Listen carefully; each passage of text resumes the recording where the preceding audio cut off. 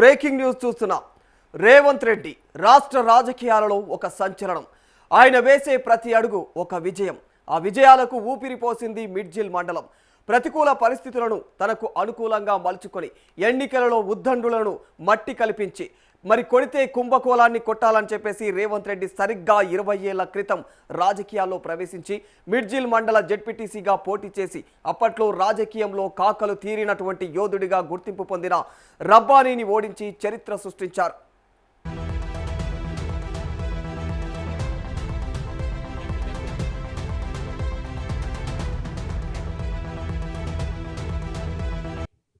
తొమ్మిది నెలలకే వచ్చిన ఎమ్మెల్సీ ఎన్నికలలో మరో రాజకీయ ఉద్దండు జగదీశ్వర్ రెడ్డిని ఓడించి చరిత్ర సృష్టించాడు. ఆ తర్వాత వెనుతిరగని ఆయన రాజకీయ ప్రయాణం మొక్కవోని ఆత్మవిశ్వాసం ముఖ్యమంత్రి పీఠాన్ని అధిరోహించేలా చేసింది. సరిగ్గా 20 ఏళ్ల క్రితం 2006 జూలై 4న ఇదే రోజున తాను జెడ్పీటీసీగా గెలిచినట్టు ప్రకటించగా సరిగ్గా అదే తేదీన ముఖ్యమంత్రి హోదాలో తనకు రాజకీయ జన్మనిచ్చిన ప్రజలకు కృతజ్ఞతలు తెలుపుకోవడానికి రేవంత్ రెడ్డి నేడు మిడ్జిల్లో పర్యటిస్తుండడం రాష్ట్ర వ్యాప్తంగా సర్వత్రా ఆసక్తిని రేపెత్తిస్తోంది.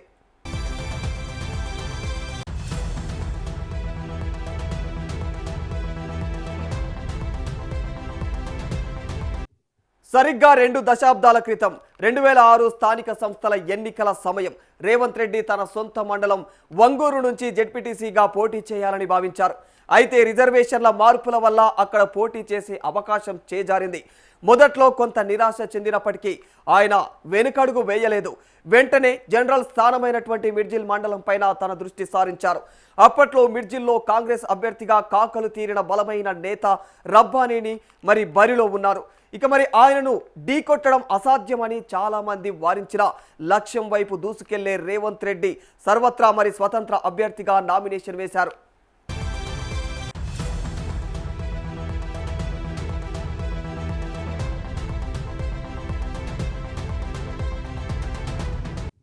పోటీలో కాంగ్రెస్తో పాటు టీడీపీ బీజేపీ తరఫున బలమైనటువంటి అభ్యర్థులు ఉన్నారు.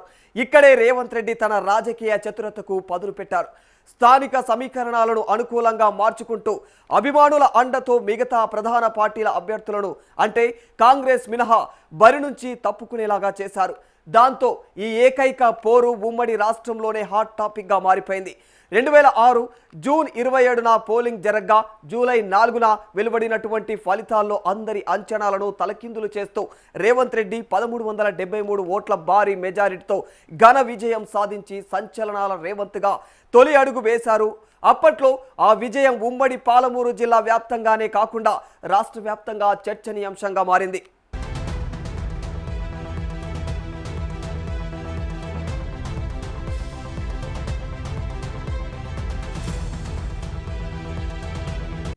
ఆ తర్వాత 9 నెలలకే వచ్చినటువంటి స్థానిక సంస్థల ఎమ్మెల్సీ ఎన్నికలలో పోటీ చేసేందుకు రేవంత్ రెడ్డి సిద్ధమయ్యారు. ఉమ్మడి జిల్లాల్లోని సీనియర్ నాయకులు ప్రజాప్రతినిధులను మాత్రమే కాదు పార్టీ అధినేత చంద్రబాబు నాయుడును సైతం ఒప్పించారు. జెడ్పీటీసీ ఎన్నికలలో రబ్బానీ బలమైనటువంటి నాయకుడుగా పోటీలో ఉన్నట్లే మరి అప్పుడు కాంగ్రెస్ పార్టీలో రాజకీయ ఉద్దండుడుగా ఉన్నటువంటి జగదీశ్వర్ రెడ్డి ఎమ్మెల్సీగా కొనసాగి మళ్లీ పోటీలో ఉన్నారు.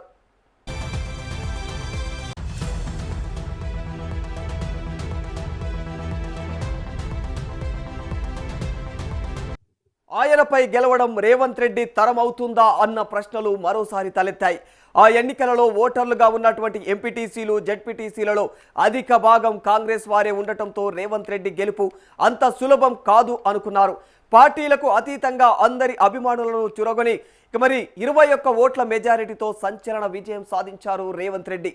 ఆ ఎన్నికలలో మొత్తం ఓట్లు 1106 కాగా 1105 ఓట్లు నమోదయ్యాయి. వీటిలో రేవంత్ రెడ్డికి 554 ఓట్లు రాగా కాంగ్రెస్ అభ్యర్థి జగదీశ్వర్ రెడ్డికి 534 ఓట్లు వచ్చాయి. మరి స్వతంత్ర అభ్యర్థికి 5 ఓట్లు వచ్చాయి. మిడ్జిల్ మండలం ఇచ్చినటువంటి రాజకీయ జన్మతో అంచెలంచెలుగా రాజకీయ చతురతతో అడుగులు ముందుకు వేశారు.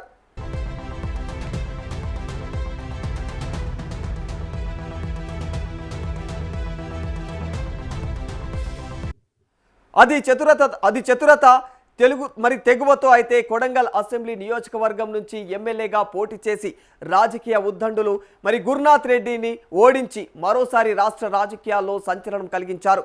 ఆ తర్వాత మూడవసారి ఎమ్మెల్యేగా పోటీ చేసి ఓడినా నిరాశ చెందలేదు. రాజకీయ పరిణామాల నేపథ్యంలో టీడీపీని వీడి కాంగ్రెస్ పార్టీలో చేరి పలు కీలక పదవులు చేపట్టి పార్టీని బలోపేతం చేయడంలో కీలక పాత్ర పోషించారు. చివరకు ముఖ్యమంత్రి పదవిని దక్కించుకొని తన లక్ష్యాన్ని పూర్తి చేసుకున్నారు. ఇలా ప్రతి రాజకీయ అడుగుకు కారణమైన మిడ్జిల్ మండలాన్ని ఆ రోజులలో తన గెలుపు కోసం కృషి చేసిన ముఖ్య నాయకులు కార్యకర్తలను కలవడానికి రేవంత్ రెడ్డి మిడ్జిల్ మండలంలో పర్యటిస్తున్నారు.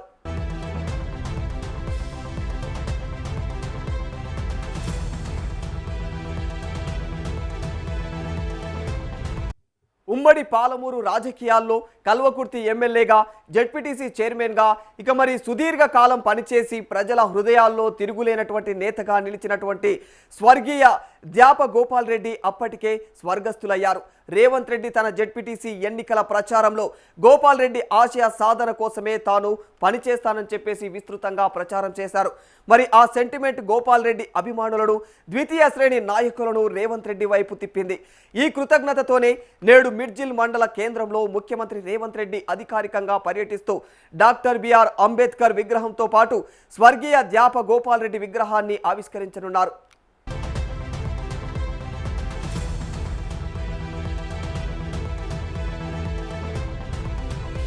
ముఖ్యమంత్రి హోదాలో తొలిసారి తన రాజకీయ జన్మభూమికి వస్తున్న రేవంత్ రెడ్డి మిడ్జిల్ మండలానికి ఎలాంటి నిధులు, అభివృద్ధి పనులు, వరాలు ప్రకటిస్తారోనని చెప్పేసి స్థానిక ప్రజలు, కాంగ్రెస్ శ్రేణులు ఎంతో ఆసక్తిగా ఎదురు చూస్తూ ఉన్నారు. అధికారులు, పార్టీ నాయకులు ఇప్పటికే మిడ్జిల్లో భారీ ఏర్పాట్లు పూర్తి చేశారు.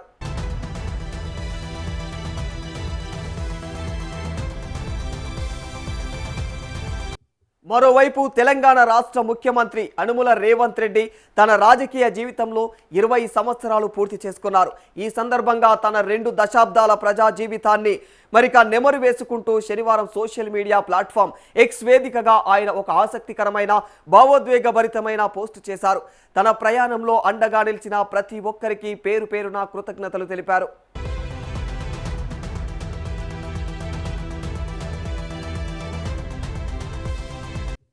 లక్షల అక్షరాలతో రాసిన, కోట్ల పదాలను కూర్చి చెప్పిన తరగని మధుర జ్ఞాపకం ఈ 2 దశాబ్దాల ప్రజా జీవితం అని చెప్పేసి సీఎం రేవంత్ రెడ్డి తన యొక్క ట్వీట్లో పేర్కొన్నారు. నాడు మిడ్జిల్లో సాధారణ రేవంత్ రెడ్డిగా మొదలైనటువంటి తన రాజకీయ ప్రయాణం నేడు తెలంగాణ ప్రజలందరి గుండెల్లో రేవంత్ అన్నగా నిలిచే వరకు కూడా సాగడం తన జీవితంలో ఒక ప్రత్యేక అధ్యాయం అని చెప్పేసి ఆయన అభివర్ణించారు.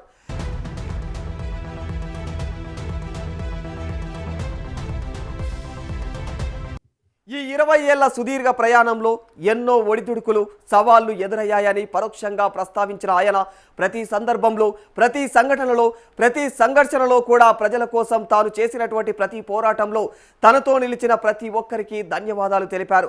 తనతో కలిసి నడిచినటువంటి ఆత్మీయులు, మిత్రులు, శ్రేయోభిలాషులు మరియు రాజకీయ కార్యకర్తలకు ఈ సందర్భంగా హృదయపూర్వక అభినందనలు తెలియజేశారు.